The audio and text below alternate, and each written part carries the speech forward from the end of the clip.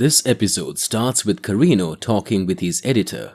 Carino couldn't believe that the miniseries he wrote for last week's issue had gotten surprisingly good reviews. Editor was suggesting Carino about his miniseries Flash Out and turn it into 3 parts or a long-term series because he thinks it will be a turning point for Carino, but the editor was also worried about Carino that his schedule will be very crowded in the upcoming weeks and he will have a problem with balancing work with Kotaro, but Carino assures him that he will manage both.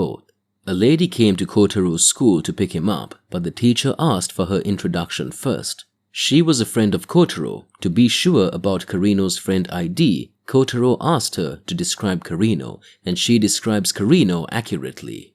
Kotaro was then ready to go with her. The teacher handed a pamphlet of the upcoming kindergarten showcase to Carino's friend to pass it to him as he knows about it.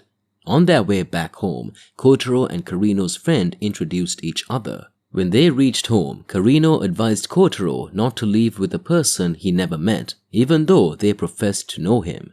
Carino asked his friend if Kotaro's teacher have handled her pamphlet, and she lied that the teacher handled nothing to her because she don't want Carino to be distracted and waste his time as it was a big opportunity for him.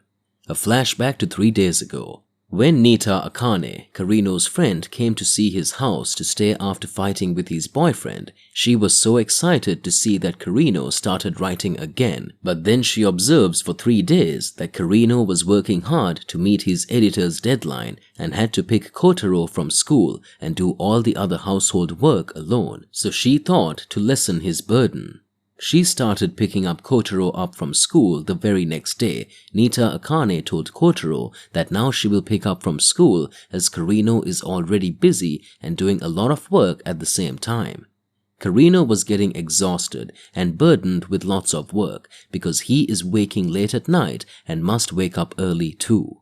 Kotaro got heartbroken because he thought Carino thought of him as a burden. He thought Carino was lying to him the whole time, so he decided to ask Carino not to take him to school, the bathhouse, or anywhere with him, even shopping.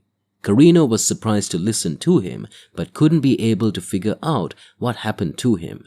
Later then figured out that Nita Akane said something to Kotaro when she told him not to waste his time on Kotaro as she will handle him and work on his manga project. Kotaro should understand him as you are working hard. Then Carino said that he will never change his routine as he will take care of Kotaro.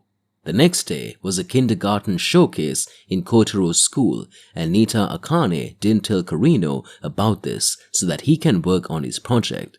She and Kotaro thought that he forgets about the showcase.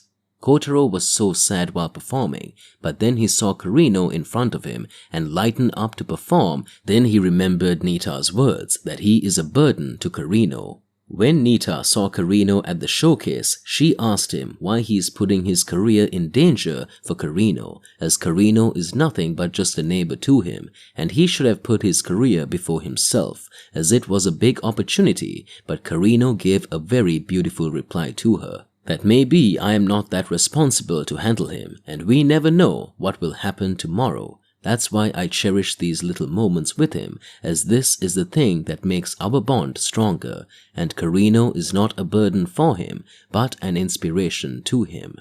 If he fails, Carino will think of himself as a reason, so that's what inspires me to work harder and harder, and that's when Nita thought that she was wrong the whole time.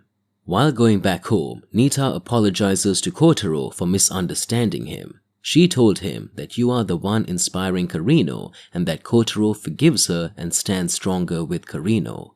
A flashback begins when Carino was ringing the doorbell of Tamamori, a fashion designer in his neighborhood, when he opened the door and saw Carino's dirty shirt and washed it to him.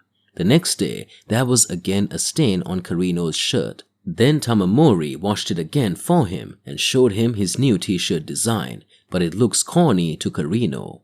Tamamori got irritated at that time and hushed Carino away, but then he realized that Carino was all alone, so when the next time Carino came to his house, he talks to him kindly and showed his newly designed t-shirt that turned out to be a more beautiful design than before, and he was happy with it. As the flashback ends, Kotaro was going somewhere wearing that t-shirt and Karino asked Home if he liked that shirt so much that he wears that every day, and he beautifully replied that even though it's a bit corny, I love it. There was a newspaper for Kotaro every morning, and the delivery man delivers 5 newspapers every morning. He was shocked to know from his boss that Kotaro lived alone without his parents and has a subscription to 5 newspapers. But the actual story is that Kotaro read all the papers to find his parents because he doesn't know where his parents are. One day after reading all the newspapers, Kotaro thought of going to a cemetery with Karino where his mother's parents are buried, and she took him there in his childhood. While Karino didn't understand why he wants to go to the cemetery, but then Kotaro told him the reason on his way. They reach there and Kotaro takes Karino toward the grave, and then they start cleaning the grave. While cleaning the grave from one side, Karino got to know that there was something written on the grave and somehow found out that Kotaro's mother already left this world. After completely cleaning the grave, Kotaro starts paying respects to his grandparents with flowers from the front of the grave, while Karino was standing at the side where he saw Kotaro's mother's name, so Kotaro couldn't be able to see that. Kotaro was asking him why he is not paying his respect, and Karino said that this is his style of paying respect. On their way back home, Karino promised Kotaro that whenever he's planning to go to the cemetery, he will take Karino with him so he can pay respect to their grandparents too. While his actual mission is to hide so that Karino never gets hurt and thinks that his mother is still alive in this world. After getting back to their home, they got a chance to meet Nita Akane and Tatamori, and they happily played after. Kotaro has only one thing to say to this world: loyal subjects should never oversleep.